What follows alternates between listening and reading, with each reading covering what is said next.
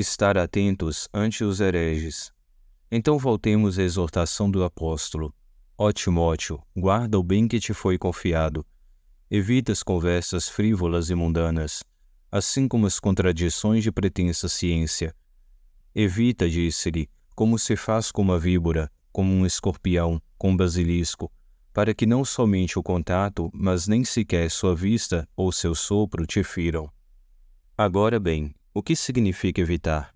Com tais indivíduos nem sequer deveis comer. E também, se alguém vier a vós sem trazer esta doutrina, e que doutrina é esta, senão a católica universal, que permanece sendo única e a mesma através dos séculos, em uma incorrupta tradição de verdade, e que permanecerá assim sempre?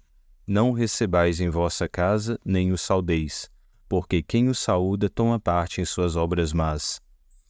O apóstolo nos fala de novidades profanas nas expressões. Agora bem, profano é o que não tem nada de sagrado nem de religioso, e é totalmente estranho ao santuário da Igreja Templo de Deus. As novidades profanas nas expressões são, pois, as novidades concernentes aos dogmas, coisas e opiniões em contraste com a tradição e a antiguidade. Sua aceitação implicaria necessariamente a violação pouco menos que total da fé dos santos padres. Levará necessariamente a dizer que todos os fiéis de todos os tempos, todos os santos, os castos, os continentes, as virgens, os clérigos, os levitas e os bispos, os milhares de confessores, os exércitos de mártires, o número imenso de cidades e de povos, ilhas e províncias, de reis, de pessoas, de reinos e nações. Em uma palavra, o mundo inteiro, incorporado a Cristo cabeça mediante a fé católica, durante um grande número de séculos tinha ignorado, errado, blasfemado, sem saber no que deveria crer. Evita, pois, as novidades profanas das expressões, já que recebê-las e segui-las nunca foi costume dos católicos e sim dos hereges. Na verdade, que heresia não tenha surgido sob o nome, num lugar e numa época determinadas.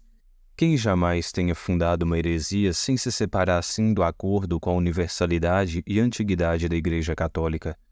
Os exemplos nos mostram isto de maneira evidente. Com efeito, quem nunca antes do ímpio Pelágio teve a presunção de atribuir ao livre-arbítrio o poder tão grande de pensar que o auxílio da graça não é necessário para cada um dos atos para levar a cabo as boas obras? Quem, antes do seu monstruoso discípulo Celestino, negou que todo o gênero humano está contaminado pelo pecado de Adão? Antes do sacrileguário, quem teve a audácia de rasgar a unidade da Trindade ou de confundi-la, como o pérfido Sabélio? Antes do rígido Novaciano, quem tinha dito que Deus era cruel porque preferia a morte do agonizante a que ele se convertesse e vivesse? Quem, antes de Simão Mago, duramente castigado pela reprimenda apostólica e de quem provém a antiga enxurrada de torpezas que por sucessão ininterrupta e oculta tenha chegado até Prisciliano, se atreveu a dizer que Deus Criador é o autor do mal, ou seja, de nossos delitos, de nossas impiedades, de nossos vícios? Este afirma que Deus, com suas próprias mãos, cria a natureza estruturada de maneira que, por movimento espontâneo e sob o impulso de uma vontade necessitada, não pode mais, não quer mais que pecar. Agitada e incendiada pelas fúrias de todos os vícios, se vê arrastada com ânsia inesgotável aos abismos de toda sorte de crimes. Exemplos como estes existem e não acabam mais, mas deixemo-los para sermos breves. Demonstram a todos com evidência que a atitude normal e comum de qualquer heresia é gozar-se nas novidades profanas e sentir repulsa pelos dogmas da antiguidade, até o ponto de naufragar na fé por causa de discussões de uma falsa ciência.